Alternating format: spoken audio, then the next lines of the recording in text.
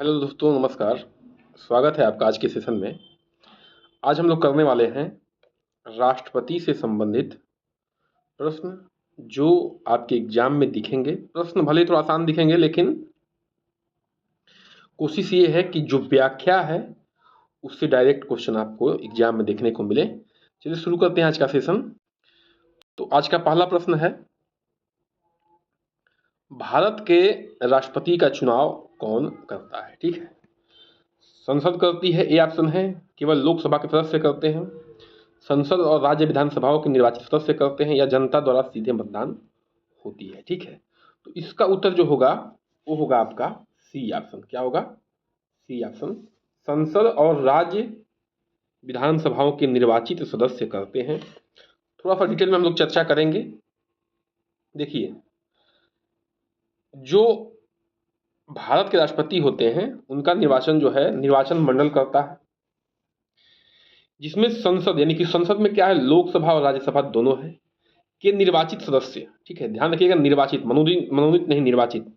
और राज्य तथा केंद्र शासित प्रदेश में केवल दो हैं, दिल्ली और पुदुचेरी यानी कि पांडिचेरी के विधानसभाओं के निर्वाचित सदस्य। ठीक है, जो राज्य है और जो केंद्र शासित प्रदेश है मात्र दो, दिल्ली और पुदुचेरी, उसके विधानसभा के निर्वाचित सदस्य, ये लोग जो है क्या करते हैं, निर्वाचन में भाग लेते हैं राष्ट्रपति महोदय के। आगे बढ़ते हैं, प्रश्न संख्या 2 पे आते हैं। भारत के राष्ट्रपति की अधिकतम आयु सीमा क्या है? ठीक है, 65 वर्ष, 70 वर्ष, 75 वर्ष, कोई अधिकतम सीमा डिसाइड नहीं है। ठीक है, देखिए, अधिकतम सीमा जो है डिसाइड नहीं है बिल्कुल। ठीक है, न्यूनतम डिसाइड है कि न्यूनतम कितनी होनी चाहिए। न्यूनतम जो है उम्र जो है कितनी होनी चाहिए, न्यूनतम उम्र 35 वर्ष होनी चाहिए। लेकिन अधिकतम उम्र जो है संवैधानिक रूप से डिसाइड नहीं है। किसी भी उम्र के जो है नागरिक लड़ सकते हैं, लेकिन जो है 35 से अधिक उम्र की बात हो रही है, वो उनकी न्यूनतम आयु से 35 से ऊपर होनी चाहिए। ठीक है, आगे बढ़ते हैं, तीसरे प्रश्न पे आते हैं। राष्ट्रपति को पद से हटाने की प्रक्रिया क्या कहलाती है? महाभियोग, निलंबन, विस्थापन या त्यागपत्र? तो उनको पद से हटाने की प्रक्रिया कहलाती है महाभियोग। क्या कहलाती है? महाभियोग कहलाती है। इस पर चर्चा कर लेते हैं कि अब ये महाभियोग तो सब जानते हैं, इंपॉर्टेंट क्या है, अनुच्छेद 61। मतलब हर एग्जाम, ऐसा कोई एग्जाम नहीं होगा जो अनुच्छेद 61 के बारे में बात नहीं करता, वो कहीं ना कहीं से किसी न किसी रूप में आ जाता है। हालांकि कभी जो है अनुच्छेद 61 का प्रयोग किया नहीं गया है, लेकिन ये पूछा जाता है बहुत फ्रिक्वेंटली। ठीक है, संविधान के अनुच्छेद 61 के तहत यदि राष्ट्रपति को संवैधानिक पद का दुरुपयोग या गंभीर कदाचार, दुरुपयोग करते हैं या गंभीर कदाचार में पकड़े जाते हैं, आरोप लग जाता है उन पर, तो संसद द्वारा जो है महाभियोग ला के उनको हटाया जा सकता है। महाभियोग के क्या क्या तरीके हैं मैं बताया था जब हम राष्ट्रपति की थोड़ा सा चर्चा कर रहे थे। जो रिवीजन वीडियो है वो आप लोग देखेंगे तो ये प्रश्न आसान हो जाएंगे। जब सब कनेक्ट कर लेंगे तो क्या हो जाएगा, एग्जाम भी आसान हो जाएगा। ठीक है, आगे बढ़ते हैं, प्रश्न संख्या 4 पे आते हैं। भारत के राष्ट्रपति का कार्यकाल कितने वर्ष का होता है? आसान सा प्रश्न है, ये इंपॉर्टेंट नहीं है, लेकिन जिसमें दिया हुआ अनुच्छेद वो इंपॉर्टेंट है, तो उसकी चर्चा हम लोग करेंगे। तो जो है 4 वर्ष, 5 वर्ष, 6 वर्ष, आजीवन, तो क्या होता है, इसका उत्तर जाएगा 5 वर्ष। भारत के राष्ट्रपति का कार्यकाल जो है 5 वर्ष का है। देखिए, ये दिया किस में है, अनुच्छेद 56 में, तो ये यूपी, पीसीएस और आरओ में आएगा। कितने वर्ष का कार्यकाल होता है ये नहीं आएगा। ठीक है, ये जो है यूपीपी में आएगा। ठीक है, मतलब छोटे मोटे एग्जाम में आ जाएगा। आने को तो कुछ भी आ सकता है, स्टेटमेंट बना के देगा तो। ठीक है, कि मतलब आसान से आसान, अधिक से अधिक आसान प्रश्न भी इसीलिए आते हैं कि जो है थोड़ा, जो आप गए हैं एग्जाम देने के लिए तो उनको भी दो चार 10 प्रश्न 20 प्रश्न कर लें। ये ना कि भाई एकदम हतोत्साहित हो जाए या डिप्रेशन में चले जाए कि हमको तो कुछ आ ही नहीं रहा था। तो ये नियम होता है कि जो एग्जामिनर होते हैं आसान प्रश्न भी रखते हैं। ठीक है, तो आसान प्रश्न सब आता ही है, आप लोगों को अच्छे प्रश्नों पर चर्चा करना। देखिए, अनुच्छेद 56 की बात हो रही है, उसमें जो है राष्ट्रपति महोदय के कार्यकाल के बारे में दिया गया है, जिसमें 5 वर्ष का उल्लेख किया गया है। ठीक है, और उत्तराधिकारी जब तक नहीं आते हैं तब तक उनका पद बना रहेगा, ये भी ध्यान रखना है। प्रश्न संख्या 5 पे, राष्ट्रपति की अनुपस्थिति में उनके कार्यभार कौन संभालता है? प्रधानमंत्री, लोकसभा अध्यक्ष, भारत के मुख्य न्यायाधीश या उपराष्ट्रपति? देखिए, तो ये उपराष्ट्रपति संभालते हैं, ये भी बहुत बार पूछा गया है आपके एग्जाम में, लेकिन अनुच्छेद इंपॉर्टेंट है। ये अनुच्छेद किस अनुच्छेद में है? अनुच्छेद 65 में है कि अगर राष्ट्रपति महोदय की अनुपस्थिति हो जाती है या मृत्यु हो जाता है, इस्तीफा दे देते हैं या इस पद से हटाए जाते हैं, तो उनके अनुपस्थिति में उपराष्ट्रपति महोदय क्या करेंगे, राष्ट्रपति के रूप में कार्य करेंगे।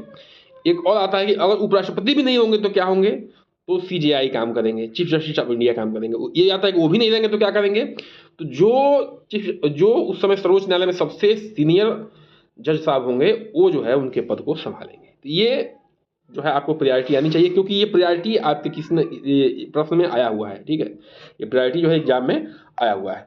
प्रश्न संख्या 6 पे आते हैं, भारत में राष्ट्रपति द्वारा घोषित आपातकाल कितने प्रकार के हैं। आपातकाल के प्रकार पूछा जा रहा है, ठीक है, तो 1 2 3 4, तो उत्तर जाएगा सी, 3 प्रकार के हैं। अब वो आपातकाल कितने कौन कौन से हैं देख लेते हैं। देखिए आपातकाल जो है, राष्ट्रीय आपातकाल अनुच्छेद 352 में दिया हुआ है, राज्य आपातकाल या राष्ट्रपति शासन 356 में है, वित्तीय आपातकाल जो है 360 में है, ठीक है। ये 3 प्रकार के आपातकाल की उल्लेख जो है संविधान में मिलता है। प्रश्न संख्या 7 पे आते हैं, राष्ट्रपति की न्यूनतम आयु कितनी होनी चाहिए। अभी चर्चा कर रहे थे 25 वर्ष, 30 वर्ष, 35 वर्ष, 40 वर्ष, तो आसान है 35 वर्ष जो है होनी चाहिए, ठीक है।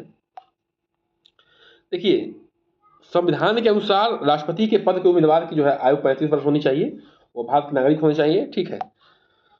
और कितने बार भी चुनाव लड़ सकते हैं, ये भी जानना जरूरी है कि वो चुनाव जो है कितने बार भी लड़ सकते हैं। अमेरिका के राष्ट्रपति मात्र 2 बार लड़ सकते हैं, ठीक है, उनका कार्यकाल 4 साल का होता है, ये ध्यान रखना है। अमेरिका की बात कर रहा हूँ, ठीक है। अब जो है फिर से आते हैं भारत के राष्ट्रपति पर। राष्ट्रपति को शपथ कौन दिलवाता है, ठीक है, प्रधानमंत्री, उप प्रधानमंत्री, उपराष्ट्रपति, भारत के मुख्य न्यायाधीश या लोकसभा अध्यक्ष। उत्तर हो जाएगा आपका सी, भारत के मुख्य न्यायाधीश जो है उनके पद को क्या दिलवाते हैं, शपथ दिलवाते हैं, ठीक है। अनुच्छेद 60 में उल्लेख है, ध्यान रखिएगा, 60 में शपथ लेते हैं, 61 में महाभियोग यानी कि पद से हटाने की प्रक्रिया, ठीक है। अनुच्छेद 60 में राष्ट्रपति को भारत के मुख्य न्यायाधीश सीजेआई के शपथ दिलाने की, और यदि मुख्य न्यायाधीश अनुपस्थित है तो वरिष्ठतम न्यायाधीश जो है शपथ दिलवाएंगे। ये भी ध्यान रखना है कि प्रश्न आ जाता है कि अगर सीजेआई अनुपस्थित है तो कौन दिलवाएगा, तो जो है जो उस समय के वरिष्ठतम यानी कि सबसे सीनियर न्यायाधीश महोदय हैं वो दिलवाएंगे, ठीक है। भारत के पहले राष्ट्रपति कौन थे, आसान है, ये थे राजेंद्र प्रसाद, ठीक है। लेकिन ये आपके एग्जाम में नहीं आएगा, चाहे कोई सा भी एग्जाम में आएगा, क्या मैं बता रहा हूँ, ये आएगा कि जो है लगातार 2 बार कार्यकाल पूरा करने वाले कौन है राष्ट्रपति, तो वो हैं आपके राजेंद्र प्रसाद जी, ठीक है। 1950 से 1962 तक ये 2 कार्यकाल पूरे किए हैं अपने। तो ये जो है इंपॉर्टेंट है, लगातार 2 कार्यकाल पूरा करने वाले राष्ट्रपति कौन रहे हैं, तो राजेंद्र प्रसाद जी रहे हैं। प्रश्न संख्या 10 पे आते हैं, राष्ट्रपति द्वारा जारी किया गया अध्यादेश कितने समय तक वैध रहता है। ये बहुत इंपॉर्टेंट प्रश्न है।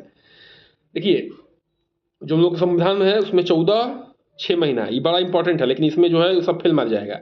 इसमें जो है 14-6 महीना, 3 महीना नहीं है, तो और 1 साल। तो इसमें इंपॉर्टेंट क्या है कि संसद के अगले सत्र के 6 सप्ताह तक अध्यादेश जारी किए हैं, तो संसद शुरू हो गया तो 6 सप्ताह तक जो है उसको आपको बिल बना के पास करना पड़ेगा, नहीं तो क्या हो जाएगा, अपने आप अध्यादेश की वैलिडिटी खत्म हो जाएगी, ठीक है। ये भी ध्यान रखना जरूरी है। तो अनुच्छेद 123 के तहत क्या है, उसमें राष्ट्रपति संसद के सत्र न होने की स्थिति में अध्यादेश जारी कर सकते हैं, या अध्यादेश जो है संसद के अगले सत्र के शुरुआत के 6 सप्ताह तक क्या रहेगा, वैध रहेगा, ठीक है। तो ऐसे ही जानकारी के लिए जुड़ी हमारे साथ बहुत बहुत धन्यवाद।